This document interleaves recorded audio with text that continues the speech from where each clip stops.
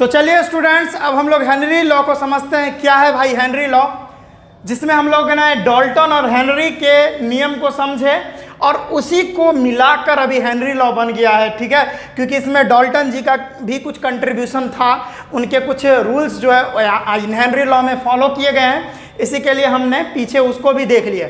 अब देखिए Henry law क्या कहता है कि the number of moles of gas dissolve in the solvent is directly proportional to the partial pressure of gas. यानी जो गैस का मोल्स है जो सॉल्वेंट में डिजॉल्व हो रहा है वो डायरेक्टली प्रोपोर्शनल होता है पार्शियल किसी गैस के पार्शियल प्रेशर का। मेरी बात को समझे कि जो आप मोल्स किसी सॉल्वेंट में डिजॉल्व कर रहे हो, गैस का जो मोल्स आप किसी सॉल्वेंट में डिजॉल्व कर रहे हो वो डायरेक्टली प्रोपोर्शनल होता है उस गैस के पार्शियल प्रेशर का। मेरे बात को समझे, मैं बोल रहा हूं कि जो गैस आप डिजॉल्व करवाए हो किसी सॉल्वेंट में उस गैस का मोल डायरेक्टली प्रोपोर्शनल होता है पार्शियल प्रेशर के। गॉट इट बच्चों? ठीक है, समझ में आया? अच्छा, अगर बहुत सारे ऐसा तो नहीं है भाई आप जो कार्बन डाइऑक्साइड गैस आप डिजॉल्व करवाए तो सिर्फ कार्बन डाइऑक्साइड गैस ही होगा उस किसी सॉल्वेंट में पर्टिकुलर, नहीं, उसके पहले भी बहुत सारा चीज़ डिजॉल्व होगा। जैसे वाटर में ऑक्सीजन डिजॉल्व रहता है पहले से, ये नेचुरल है, ये अपने आप हो जाती है। तो फिर कैसे आप नंबर ऑफ मोल्स पता करोगे? तो आप सॉल्यूशन का मोल्स पता कर लो। इसके लिए आप मोल फ्रैक्शन निकाल सकते हो, या जितने सारे कंपोनेंट्स वो सारे का मोल्स का रेशियो होता है मोल फ्रैक्शन। समझ में आया? तो मोल फ्रैक्शन आप निकाल सकते हो उसके लिए। तो आपको हेनरी लॉ समझ में आया कि जो gas the number of moles of gas dissolve in the solute, जो जितने मोल्स अगर किसी गैस के सॉल्यूट में डिजॉल्व हो रहे हैं वो डायरेक्टली प्रोपोर्शनल होगा किसके? Partial pressure of the gas के, जिस गैस को आप डिजॉल्व करवाए हो किसी सॉल्वेंट में। ठीक है, कोई दिक्कत हुआ कि अगर प्रेशर बढ़ेगा किसी गैस का पार्शियल प्रेशर बढ़ेगा तो नंबर ऑफ मोल्स भी बढ़ेंगे, नंबर ऑफ मोल्स भी बढ़ेंगे क्योंकि डायरेक्टली प्रोपोर्शनल है। और हमने अभी पीछे वाले एक्सपेरिमेंट जो लिए थे उसमें बता दिया कि अगर आप प्रेशर बढ़ाओगे तो क्या होगा? सॉल्युबिलिटी बढ़ेगी, और जैसे ही सॉल्युबिलिटी बढ़ेगी तो किसी गैस का क्या होगा? अमाउंट भी बढ़ेगा, उसका मोल्स भी बढ़ेगा। क्या होगा? मोल्स भी बढ़ेगा। ठीक है, ये बात समझ में आ गया? तो अगर पार्शियल प्रेशर बढ़ेगा किसी भी गैस का तो उसके मोल्स भी क्या होंगे? डेफिनेटली बढ़ेंगे। यही हमारा हेनरी लॉ कहता है। और ऐसा तो नहीं है कि एक ही वहाँ पर गैस होगा, बहुत सारे गैसेस होंगे, तो बहुत सारे गैसेस होंगे तो वो सारे गैसेस का मोल फ्रैक्शन निकाल दो उसका, यानी गैस एक्स का, यदि कोई गैस एक्स है, गैस एक्स का गैस वाई है तो गैस वाई का मोल फ्रैक्शन निकाल दो।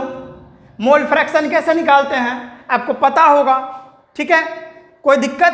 तो वही बात है कि partial pressure is directly proportional to x, यानी मोल फ्रैक्शन। ठीक है, एक्स मोल फ्रैक्शन के। यहां से ये क्वेश्चन समझ में आया?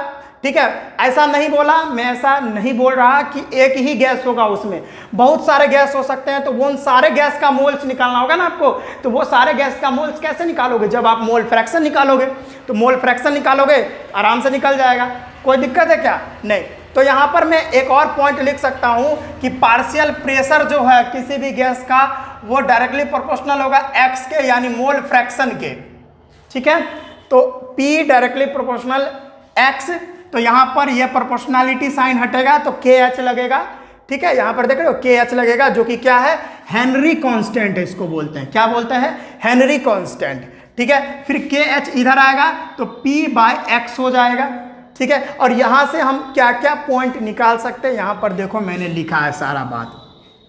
ठीक है, कोई दिक्कत है यहाँ पर? और इसका भाई साहब एक ग्राफ भी बनता है जो कि बहुत इंपॉर्टेंट है, बहुत बार आया है।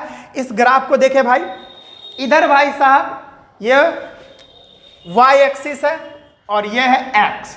क्या है यहाँ पर देखिए? पार्शियल प्रेशर है। क्या है ये है हमारा पार्शियल प्रेशर, जिसको आप ATM में ले सकते हो, बार में ले सकते हो। और यह है हमारा x, मोल फ्रैक्शन है कि पार्शियल प्रेशर देखो बढ़ रहा है। ये 500 हुआ तो 0.010 हो गया, अब 1000 हो गया तो देख रहे हैं मोल फ्रैक्शन 0.020 हो गया।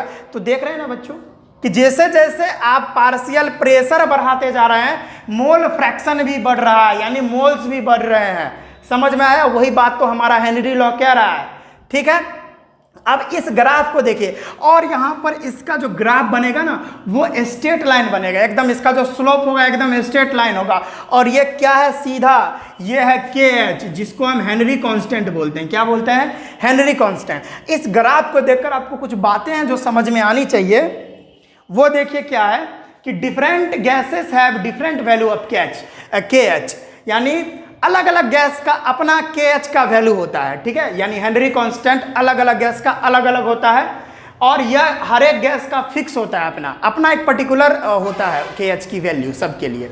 ठीक है, अगला है KH इंक्रीजेज। अगर KH की वैल्यू इंक्रीज करेगी, कब करेगी KH की वैल्यू इंक्रीज? जैसे ही आप टेम्परेचर इंक्रीज करोगे भाई, टेम्परेचर इंक्रीज करोगे तो KH की वैल्यू यानी हेनरी कांस्टेंट भी क्या होगी? इंक्रीज कर जाएगी, यानी KH की वैल्यू भी इंक्रीज कर जाएगी। कब? जब आप टेम्परेचर बढ़ाओगे तो KH की वैल्यू इंक्रीज कर जाएगी। और जब भी KH की वैल्यू इंक्रीज कर जाएगी बच्चों, तो X क्या है भाई? X यानी मोल फ्रैक्शन, वो क्या होगा? डिक्रीज कर जाएगा। क्यों? जैसे ही आप टेम्परेचर बढ़ाओगे, ठीक है ना, तो क्या होगा? टेम्परेचर बढ़ने के कारण हम आपको बताएं सॉल्युबिलिटी घट जाती है। ठीक है, यहां पर से देख सकते हो ना KH जो है ना यहां से इन्वर्सली प्रोपोर्शनल हो जाएगी किसके? मोल फ्रैक्शन के। यहां पर देख रहे हो कि KH बढ़ेगी तो मोल फ्रैक्शन डेफिनेटली घटेगी, यानी ये बढ़ेगी तो ये घट जाएगी। तो वही बात है कि KH बढ़ रही है तो मोल फ्रैक्शन घट रहा है, और KH बढ़ रहा है, समझो भाई, KH बढ़ रहा है तो क्या हो रहा है? KH बढ़ रहा है, इसका मतलब है सॉल्युबिलिटी क्या हो रही है? घट रही है, सॉल्युबिलिटी घट रही है। वही बात है कि higher the value of KH lesser is the solubility. यहां पर पूरा खुल के लिख दिया है कि जितना ज्यादा KH की वैल्यू होगी उतना कम सॉल्युबिलिटी होगा। और यहां पर प्रेशर अगर कांस्टेंट हो फिर भी, ठीक है, जितना ज़्यादा KH की वैल्यू ज़्यादा होगी उतना सॉल्युबिलिटी घट जाएगी। वही बात है, समझ में आया? और जैसे ही सॉल्युबिलिटी घट जाएगी तो डेफिनेटली है कि मोल फ्रैक्शन भी घट जाएगी। क्यों? क्योंकि यहाँ पर देख रहे हो डायरेक्टली प्रोपोर्शनल है पार्शियल प्रेशर के। समझ में आया? कोई दिक्कत है क्या? नहीं, मोल फ्रैक्शन घट जाएगी कब? जब KH की वैल्यू बढ़ जाएगी। समझ में आया? इस ग्राफ से हमको यह सब पता चलता है। तो यही था हमारा हेनरी लॉ, यह आपको याद होने चाहिए, बहुत इंपॉर्टेंट है, इसको नोट डाउन कर ले जल्दी से।